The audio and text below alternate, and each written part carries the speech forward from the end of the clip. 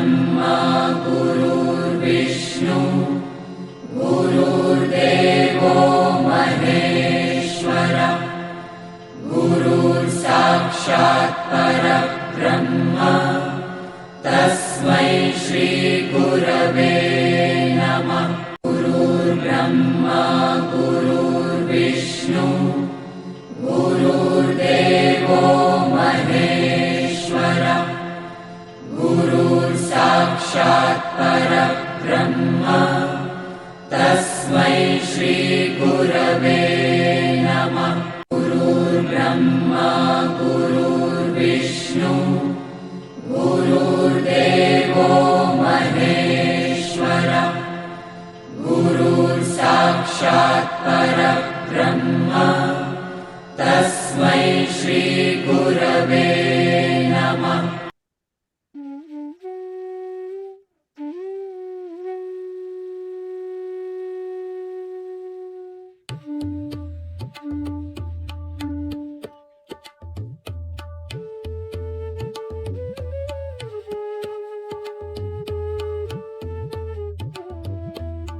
भगवद्गीता ज्ञानेश्वरीच्या आधारे सुरू असलेल्या ह्या प्रवचन मालिकेचे शीर्षक अध्यात्म यात्रा असे आहे।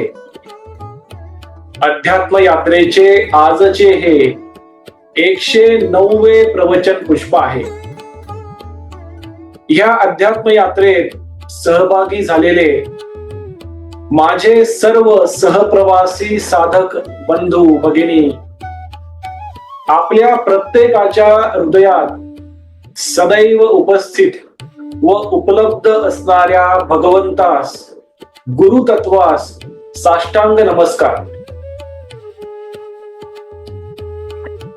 ही प्रवचन मालिका भगवान श्रीकृष्ण प्रभू श्रीराम संत ज्ञानेश्वर माऊली व सद्गुरु श्री ब्रह्मचैतन्य गोंदवलेकर महाराजांच्या आधाराने आशीर्वादाने कृपेने इच्छेने व फक्त त्यांच्याच कर्तृत्वाने सुरू आहे। आपण भगवद्गीता ज्ञानेश्वरीचा 10वा अध्याय विभूती योग याचे अध्ययन रूपी श्रवण करत आहोत। कालच्या 108व्या प्रवचन पुष्पात आपण विश्व निर्मितीची प्रक्रिया भगवंताने कशा प्रकारे केली आहे, विश्व निर्मितीच्या प्रक्रियेचे टप्पे कोणकोणते होते याचे श्रवण केले। आजच्या 109व्या प्रवचन पुष्पात आपण भगवंताचा अति दुर्लभ भक्त कसा असतो, त्याची भक्ती तो कशा प्रकारे करतो याचे अध्ययन रूपी श्रवण आपण आजच्या 109व्या प्रवचन पुष्पात करणार आहोत। दररोज प्रमाणे आजच्या प्रवचन पुष्पाच्या शेवटी भगवान श्रीकृष्ण व संत ज्ञानेश्वर माऊली आजच्या अर्जुनाला, आजच्या सामान्य माणसाला कोणता संदेश, कोणता उपदेश देणार आहेत हे देखील आपण ह्या प्रवचन पुष्पाच्या शेवटी समजून घेणार आहोत। अमर असलेल्या, अतिपवित्र असलेल्या कुरुक्षेत्राच्या रणांगणावर, युद्धभूमीवर गुरु श्रीकृष्ण व शिष्य अर्जुनाचा गुरु शिष्य संवाद, मधुर संवाद, पवित्र संवाद, सुख संवाद, अमर संवाद सुरू आहे। गुरु श्रीकृष्ण अर्जुनाला अंतर्बाह्य, स्थिर, शांत, प्रसन्न करून त्याने त्याचे कर्म सर्वोत्तम प्रकारे, सर्वोत्कृष्ट प्रकारे करावे ह्यासाठी प्रोत्साहित व प्रवृत्त करत आहेत। अर्जुन देखील आपल्या गुरूंच्या सूचनांचे, आज्ञेचे, संदेशाचे श्रवण करून अंतर्बाह्य स्थिर, शांत व प्रसन्न होताना स्पष्ट जाणवत आहे. अर्जुनाची ही स्थिरता, शांतता, प्रसन्नता पाहून आत्मज्ञानाचे अजरामरपणे सदैव तळपत असणारे ज्ञान सूर्य गुरु श्रीकृष्ण, प्रसन्नतेचे, विनम्रतेचे सर्वोच्च दीपस्तंभ असणारे गुरु श्रीकृष्ण, प्रेमाचे, करुणेचे, दयेचे, आनंदाचे, समाधानाचे सर्वात खोल महासागर असणारे गुरु श्रीकृष्ण, विवेकाचे सर्वोच्च महापर्वत असणारे गुरु श्रीकृष्ण अति आनंदी होतात, अति प्रसन्न होतात व अर्जुनाला पुढे मार्गदर्शन करण्यास व संवाद साधण्यास सुरुवात करतात. गुरु श्रीकृष्ण शिष्य अर्जुनाला म्हणतात, अर्जुना, माझ्या अतिदुर्मिळ, अतिदुर्लभ भक्ताची अविभाजित भक्ती कशी असते हे मी तुला काही उदाहरण देऊन समजून सांगतो. अर्जुना, महासागरातून अनेक लाटा निर्माण होतात. त्या लाटा किनाऱ्यापर्यंत जातात आणि परत त्या लाटा महासागरामध्ये विलीन होतात. त्याचप्रमाणे माझा भक्त त्याच्या हृदयामध्ये माझ्याबद्दल अविभाजित भक्ती निर्माण करतो आणि तो स्वतः त्या अविभाजित भक्ती असलेल्या महासागरामध्ये स्वतः देहाने, मनाने, बुद्धीने, चित्ताने, अंतःकरणाने विलीन होतो, विरघळून जातो.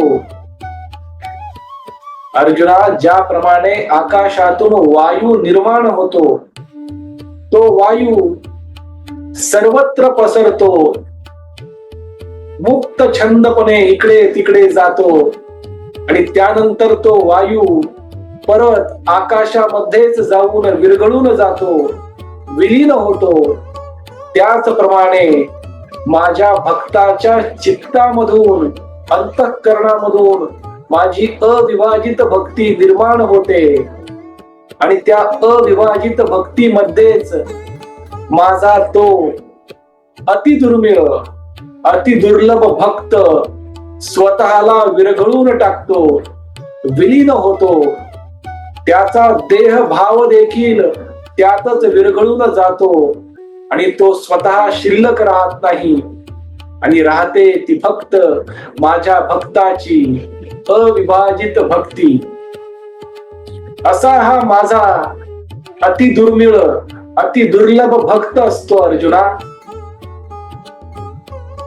हा माझा भक्त मला प्रत्येक परिस्थितीत, प्रत्येक क्षणी, प्रत्येक सजीव निर्जीव वस्तूत, प्रत्येक व्यक्तीत, प्रत्येक जीवामध्ये मला पाहण्याचा प्रयत्न करतो आणि माझी उपस्थिती आणि उपलब्धता प्रत्येक क्षणी अनुभवत असतो अर्जुना. असा हा माझा दुर्मिळ, दुर्लभ भक्त त्याचे प्रत्येक कर्म, शारीरिक कर्म, मानसिक कर्म, बौद्धिक कर्म आणि चैतन्याच्या आधारे केले जाणारे शुद्ध कर्म, हे प्रत्येक प्रकारचे कर्म माझी उपासना म्हणून करतो अर्जुना. माझी उपस्थिती, माझी उपलब्धता तो प्रत्येक कर्मात पाहत असतो अर्जुना आणि माझा अनुभव प्रत्येक क्षणी तो घेऊन त्याचे जीवन अंतर्बाह्य, आनंदी, स्थिर, शांत व समाधानी करतो अर्जुना. अशा ह्या माझ्या भक्ताच्या हृदयात मी प्रत्येक क्षणी निवास करतो. माझ्या भक्ताच्या हृदयामध्येच मी राहतो आणि तिथे राहताना मला सर्वात जास्त आनंद होतो अर्जुना. अशा ह्या माझ्या भक्ताचे हृदय आनंदाने, करुणेने, दयेने, समाधानाने सर्वत्र त्याच्या शरीरामध्ये नाचत असते अर्जुना. असे हे त्याचे नाचणारे हृदय तो स्वतःच पाहू शकतो. त्याचे हे आनंदाने भरलेले हृदय इतर सामान्य मनुष्य कधीच ओळखू शकत नाही अर्जुना. इतका ओतप्रोत मी त्याच्या हृदयामध्ये सामावलेला असतो अर्जुना. असा हा माझा दुर्मिळ दुर्लभ भक्त जिथे जातो तिथे तो माझे गोड आणि मधुर वर्णन करत असतो. जिथे गरज नसेल तिथे तो माझे वर्णन करत नाही. कारण ज्यांना माझे वर्णन समजू शकते अशा मनुष्या समोरच तो माझे गोड आणि मधुर वर्णन करत असतो. आणि त्या मनुष्यांना त्या माझ्या भक्ताचे नाचणारे, आनंदाने भरलेले, समाधानाने ओतप्रोत भरलेले हृदय दिसू शकते अर्जुना. माझे ज्ञान, माझ्याबद्दलचे ज्ञान, त्याचा तो अनुभव ज्या ठिकाणी गरज असेल त्या ठिकाणी ते ज्ञान तो वाटत असतो अर्जुना. असा हा माझा पूर्ण आनंदाने, पूर्ण समाधानाने, पूर्ण शांततेने हृदय ज्याचे भरलेले आहे असा तो माझा दुर्मिळ दुर्लभ भक्त असतो. हा भक्त कुठेही गेला तर तो सर्वांमध्ये मिसळून जातो.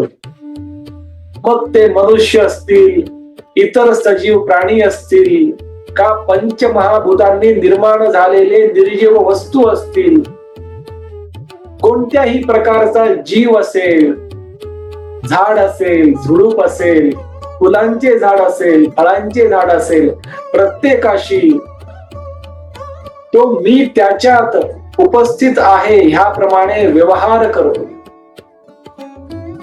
आणि अशा प्रकारचा व्यवहार करताना, सर्वांशी चांगले वागताना, सर्वांशी चांगले आचरण ठेवताना तो त्याच्या मनामध्ये कोणत्याही प्रकारची इच्छा कधीच निर्माण करत नाही. त्याचे अंतःकरण निरीच्छ, निरपेक्ष, निर्लेप, निर्मळ व अलिप्त असते अर्जुना. तो माझी भक्ती त्याचे शरीर, मन, बुद्धी, चित्त, अंतःकरण हे सर्व काही अर्पण करून करत असतो अर्जुना. आणि म्हणून अशा माझ्या भक्ताला परिपूर्ण शाश्वत आनंदाचा अनुभव प्रत्येक क्षणी येत असतो अर्जुना.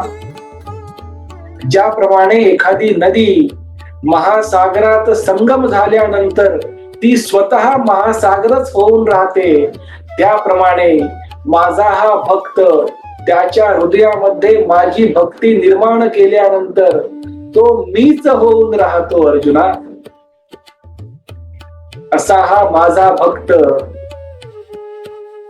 जिथे जमेल तिथे प्रवास करतो, विविध ठिकाणी जातो आणि माझे गुणगान गात असतो, माझी स्तुती करतो, माझे वर्णन करून इतर मनुष्यांना सांगतो, जेणेकरून इतर मनुष्य देखील माझी भक्ती करू शकतील, मला ओळखू शकतील. हाच प्रयत्न तळमळीने हा माझा दुर्मिळ दुर्लभ भक्त करत असतो अर्जुना. असा हा माझा भक्त माझा प्रत्येक सल्ला, प्रत्येक संदेश, प्रत्येक उपदेश त्याच्या डोक्यावर घेऊन चालतो आणि माझा प्रत्येक शब्द खरा करण्याचा प्रयत्न तो कसोशीने करत असतो अर्जुना.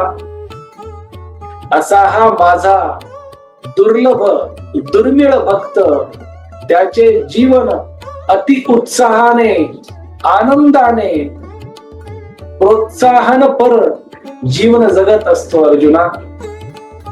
त्याच्या या उत्साहामुळे अंतर्बाह्य आनंदामुळे स्थिरतेमुळे समाधानामुळे तो त्याच्या शारीरिक गरजा देखील हळूहळू कमी करतो. किंबहुना तो त्याच्या शारीरिक गरजा माझ्या अविभाजित भक्तीमुळे बरेचदा विसरून जातो अर्जुना.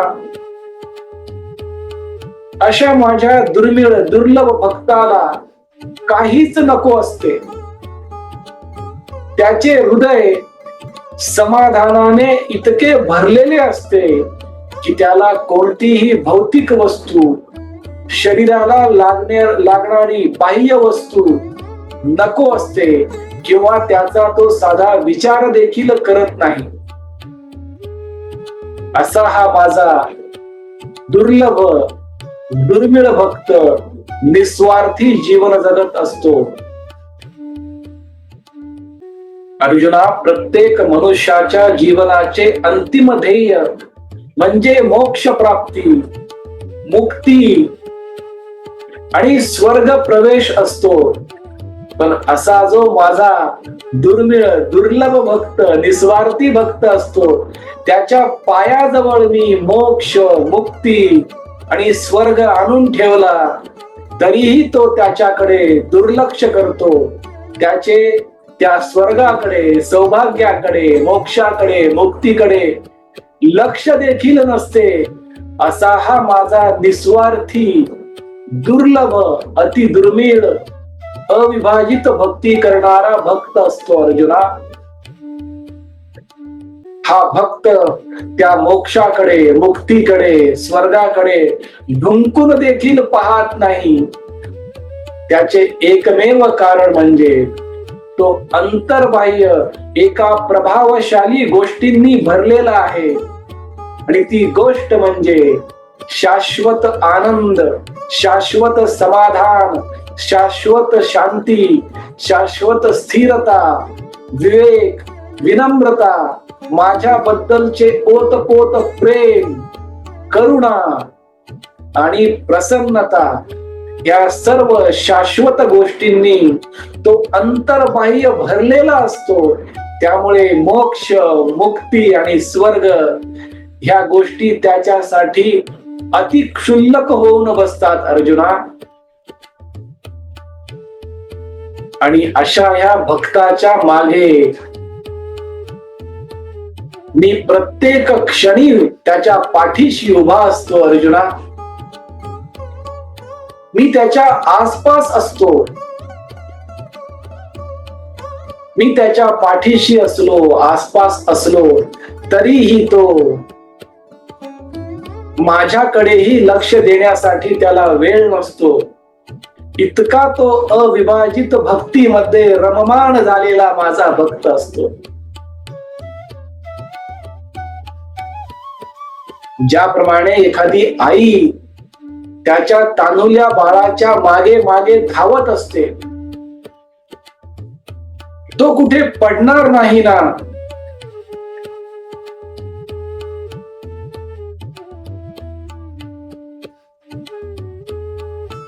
त्याला दुखापत तर होणार नाही ना, म्हणून त्याची आई त्या बाळाच्या मागे ज्याप्रमाणे धावत असते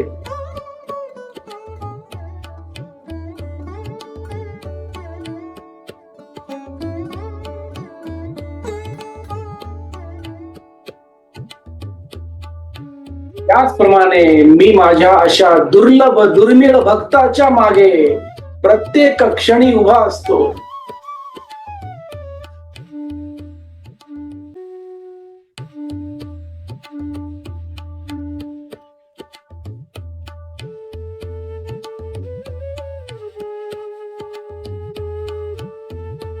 माझ्या भक्ताला त्याच्या स्वतःची काळजी नसते. इतका तो अंतर्बाह्य आनंदी, समाधानी आणि स्थिर असतो. पण माझ्या भक्ताची काळजी मला असते अर्जुना. अशा ह्या दुर्लभ दुर्मिळ भक्ताच्या मागे, त्याच्या आसपास, त्याच्या पाठीशी मी सदैव उभा असतो अर्जुना. कधी मी त्याचा देव होतो, कधी मी त्याचा गुरु होतो, कधी मी त्याचा मित्र, जिवलग, सवंगडी, कधी मी त्याचा नातलग, तर कधी मी त्याचा नौकर, चाकर बनून देखील त्याच्या आसपास वेगवेगळ्या रूपात, वेगवेगळ्या अवतारात मला त्याच्या पाठीशी राहावे लागते अर्जुना.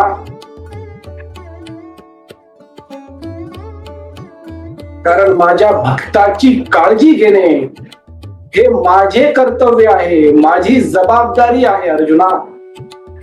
तो त्याच्या कोणत्याही प्रयत्नात अपयशी होणार नाही,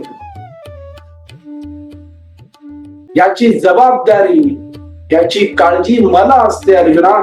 इतका तो त्याच्या कर्मात गुंतलेला असतो.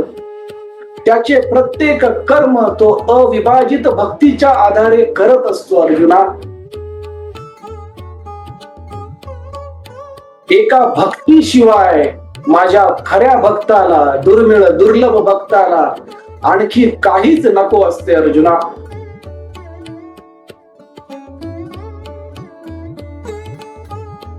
इतका तो माझ्या भक्तीमध्ये रममाण होऊन त्या शाश्वत आनंदाचा, शाश्वत समाधानाचा अनुभव घेत असतो अर्जुना. अशा ह्या माझ्या भक्ताची शक्ती सहस्त्रपटीने वाढवणे हे माझे कर्तव्य असते. त्याच्या शरीराची, मनाची, त्याच्या बुद्धीची, त्याच्या चित्ताची, अंतःकरणाची काळजी घेणे ही माझे कर्तव्य, हे माझी जबाबदारी होते. असा हा माझा अति दुर्मिळ, अति दुर्लभ भक्त असतो अर्जुना. अर्जुना, तो देखील माझा अति दुर्मिळ, अति दुर्लभ भक्त आहेस. तुझ्या आसपास मी अनंत काळापासून वेगवेगळ्या रूपात, वेगवेगळ्या अवतारात, वेगवेगळ्या नात्याने उपलब्ध आहे ना अर्जुना.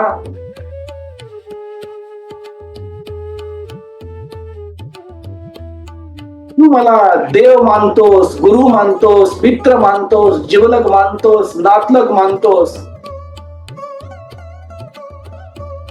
पहा अर्जुना, तुझ्या या भक्तीच्या आधारे तू मला तुझा सारथी बनवलेला आहेस.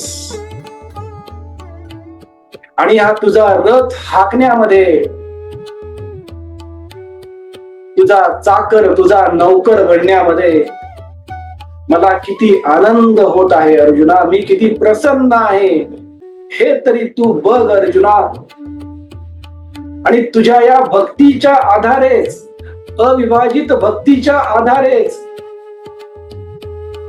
तू तुझे कर्म आजपर्यंत माझी उपासना म्हणून करत आलेला आहेस.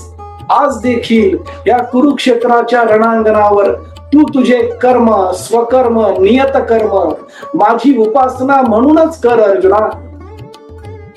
आजपर्यंत तू तुझे कर्म, कर्मफळाची आणि कर्तेपणाची अपेक्षा न ठेवता निरीच्छ, निरपेक्ष मनाने करत आलेला आहेस अर्जुना. आज देखील तू तुझे कर्म त्याच अविभाजित भक्तीच्या आधारे निरपेक्षपणे, निरीच्छ मनाने, कर्मफळ आणि कर्तेपणापासून अलिप्त राहून सर्वोत्तम प्रकारे, सर्वोत्कृष्ट प्रकारे कर अर्जुना. उठ, उभा राहा, आत्मविश्वासाने उभा राहा आणि तुझ्या समोर पडलेले धनुष्यबाण उचल आणि तुझे कर्म करण्यासाठी सज्ज हो अर्जुना. तुझे कर्म जेव्हा तू सर्वोत्तम प्रकारे, सर्वोत्कृष्ट प्रकारे करशील, तेव्हाच तू एक परिपूर्ण यशस्वी जीवन जगून नेहमीप्रमाणे अविभाजित भक्तीच्या आधारे अंतर्बाह्य आनंदी, स्थिर, समाधानी, शांत, प्रसन्न, विवेकी, विनम्र, प्रेमळ, करुणामयी जीवन जगून एक परिपूर्ण यशस्वी जीवन नेहमीप्रमाणे जगू शकशील अर्जुना. अशा प्रकारचे प्रोत्साहन, मार्गदर्शन गुरु श्रीकृष्ण शिष्य अर्जुनाला देत आहेत. आजच्या अर्जुनाला, आजच्या सामान्य माणसाला भगवान श्रीकृष्ण व संत ज्ञानेश्वर माऊली हाच संदेश, हाच उपदेश देत आहेत की प्रत्येक मनुष्याने त्या भगवंताची अविभाजित भक्ती करावी. अविभाजित भक्तीच्या आधारे प्रत्येक मनुष्याने अर्जुनासारखे अति दुर्मिळ, अति दुर्लभ भक्त बनण्याचा प्रयत्न तरी करावा आणि त्याच्या जीवनात आलेले कर्म त्या भगवंताची उपासना समजून कर्मफळाची आणि कर्तेपणाची अपेक्षा न ठेवता अलिप्तपणे, निरपेक्षपणे, निरीच्छ मनाने करावे. आणि मग तो भगवंत त्या मनुष्याच्या आसपास, त्याच्या पाठीशी कसा उभा राहतो ह्याचा अनुभव देखील त्या अर्जुनाप्रमाणे, आजच्या अर्जुनाने, आजच्या सामान्य माणसाने देखील घ्यावा. हाच संदेश, हाच उपदेश तळमळीने संत ज्ञानेश्वर माऊली व भगवान श्रीकृष्ण आजच्या अर्जुनाला देत आहेत. आपण भगवद्गीता ज्ञानेश्वरीचा 10वा अध्याय विभूती योग याचे अध्ययन रूपी श्रवण करत आहोत. उद्याच्या 110व्या प्रवचन पुष्पात आपण शुद्ध ज्ञान, शुद्ध आत्मज्ञान कोणाला लाभते, कोणाला प्राप्त होते, शुद्ध आत्मज्ञान प्राप्त करण्यासाठी मनुष्याच्या अंतःकरणाची अवस्था कशी असावी, स्थिती कशी असावी याचे अध्ययन रूपी श्रवण आपण उद्या 110व्या प्रवचन पुष्पात करणार आहोत. आज परत एकदा आपण सर्वांनी वाणी सेवा करण्याची संधी व सौभाग्य दिले त्याबद्दल आपला आजन्म ऋणी व कृतज्ञ राहीन. आजची झालेली वाणी सेवा भगवान श्रीकृष्ण, प्रभू श्रीराम, संत ज्ञानेश्वर माऊली व सर्व संतांच्या चरणी, सद्गुरु श्री ब्रह्मचैतन्य गोंदवलेकर महाराजांच्या पवित्र पादुकावर व आई वडिलांच्या चरण कमलावर मनोभावे अर्पण करूया.